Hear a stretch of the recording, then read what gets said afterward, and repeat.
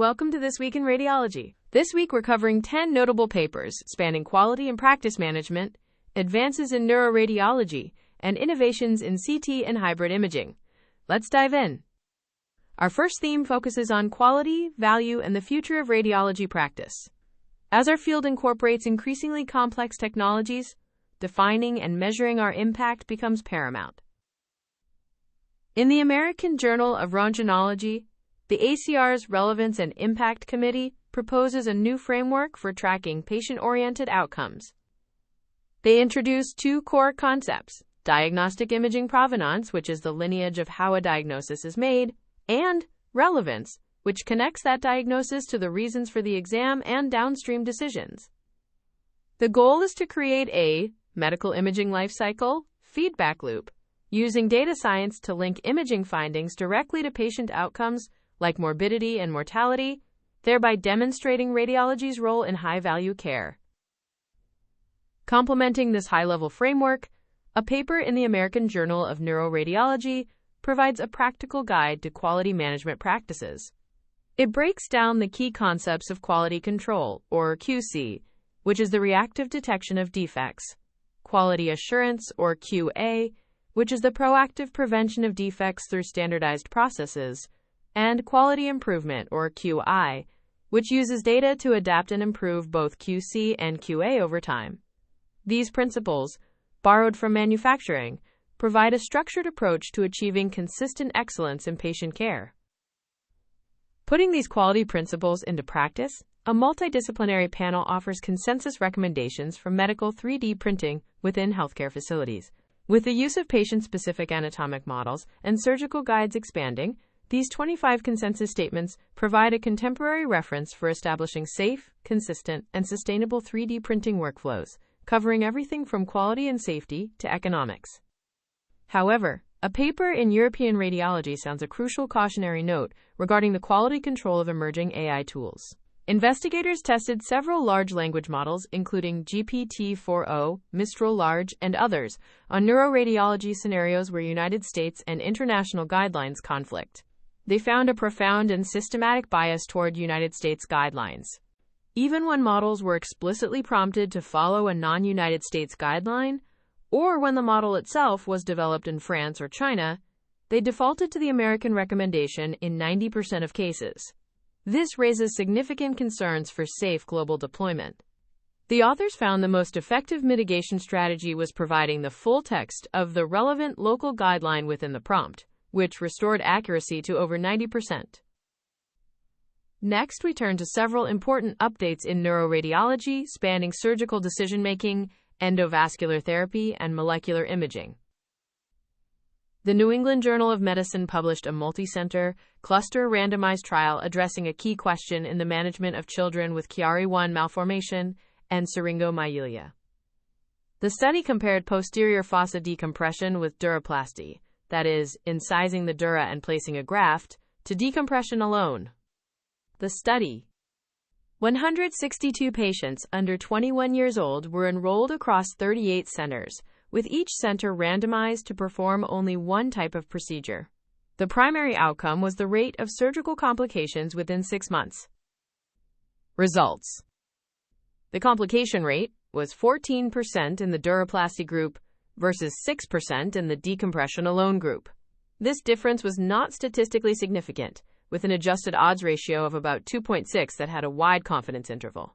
However, secondary outcomes at 24 months showed some interesting trends. Clinical improvement occurred in 58% of the duroplasty group versus 46% of the decompression alone group. Syrinx reduction was also greater with duroplasty, at a mean of 3.1 millimeters versus 1.2 millimeters. Conversely, the need for repeat decompression was much lower with duroplasty, at 3% versus 14%.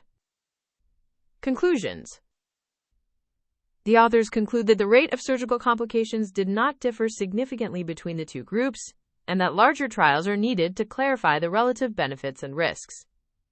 For radiologists who diagnose and follow these patients, this study provides important context for surgical discussions, suggesting that while duroplasty might not have a statistically significant increase in short-term complications, it may offer better long-term syrinx reduction and a lower chance of reoperation. In the endovascular space, the INSTANT study provides an update on the safety of aneurysm coiling. This prospective European study followed 294 patients treated with the Optima coil system. Critically, there were 0 deaths or adverse events causing morbidity that were related to the device or the procedure itself. In the unruptured aneurysm group, mortality at 30 days was 0 and morbidity was just 1.2%. In the ruptured aneurysm group, all mortality was related to the subarachnoid hemorrhage and its complications, not the treatment. Finally, a paper in Science Translational Medicine reports a major advance in molecular imaging for neurodegenerative disease. Researchers developed and validated a new PET tracer called MODAG005 that targets alpha-synuclein aggregates. In vitro and animal models showed high affinity and specificity for these pathological proteins. Most importantly, the first-in-human imaging demonstrated that the tracer binds in brain regions affected by alpha-synuclein pathology in patients with multiple system atrophy and Parkinson's disease. This could be a revolutionary tool for early diagnosis, monitoring, and evaluating new therapies for synucleinopathies. Our final theme covers innovations in CT and hybrid imaging, from new hardware to novel applications of existing technology. An invited commentary in the American Journal of Radiology looks to the future with photon counting detector CT. While the piece is a perspective and doesn't present new data, it highlights how this technology is viewed as not just an incremental update, but a potential paradigm shift for computed tomography. In European radiology, a multi-center study uses artificial intelligence to analyze non-contrast chest CTs, providing new insights into the pulmonary vasculature in patients with and without COPD. Among nearly 700 participants, researchers found that the presence of emphysema was associated with a distinct pattern of vascular remodeling, lower volumes of distal small pulmonary vessels, and higher volumes of more proximal vessels. This suggests pruning of the small vessels. Notably, this pattern was present even in control patients who had emphysema but normal lung function. The findings reinforce that emphysema acts as an accomplice in vascular damage, potentially explaining its link to cardiovascular disease, and suggests that these changes can be identified non-invasively on standard chest CTs. Lastly, a study in the Journal of the American College of Radiology evaluates the cost-effectiveness of using integrated FDG-PET-MR with low-dose chest CT for the initial staging of locally advanced breast cancer. Compared to a conventional pathway of contrast-enhanced CT bone scan and breast MRI, the integrated PET-MR strategy was significantly more accurate. It improved correct staging for distant metastases from 70% to 97% and reduced false positives.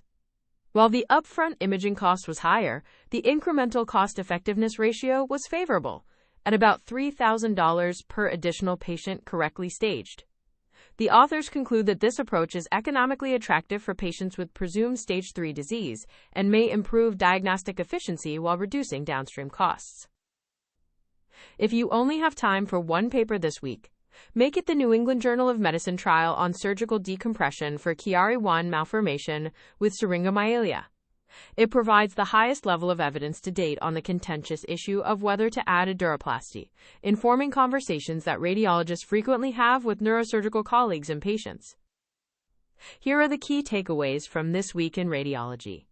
First, for pediatric patients with Chiari-1 and syringomyelia, adding a duroplasty to posterior fossa decompression did not significantly increase short-term complications, but was associated with better syrinx reduction and a much lower rate of reoperation at 24 months. The evidence continues to evolve. Second, be aware that large language models exhibit a strong United States-centric bias.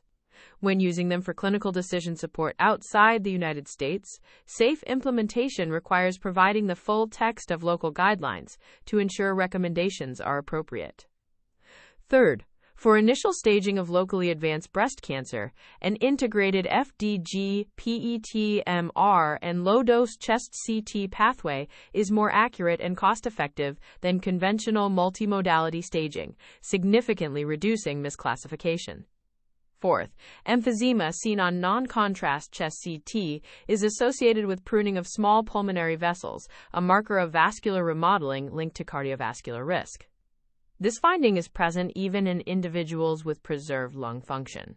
Fifth, formal quality management frameworks, encompassing quality control, quality assurance, and quality improvement, are essential for integrating new technologies like 3D printing and AI, and for systematically demonstrating radiology's value in patient care.